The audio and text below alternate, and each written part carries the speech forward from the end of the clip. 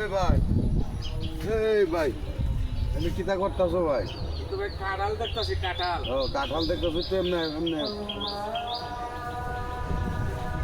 আচ্ছা এই শুনছো, এই যে যুদ্ধ লাগতে হচ্ছে যে ইরান আর ইসরায়েল যুদ্ধ লাগছে এটা শুনছো? আরে ভাই এই তো আপনার সময় আছে। কেন সময় নাই? তুমি মনে হয় যে এই যে বোম পাল্টাছে, কত বিল্ডিং বিল্ডিং নষ্ট হয়ে যাচ্ছে, এটা তুমি শুনছো না?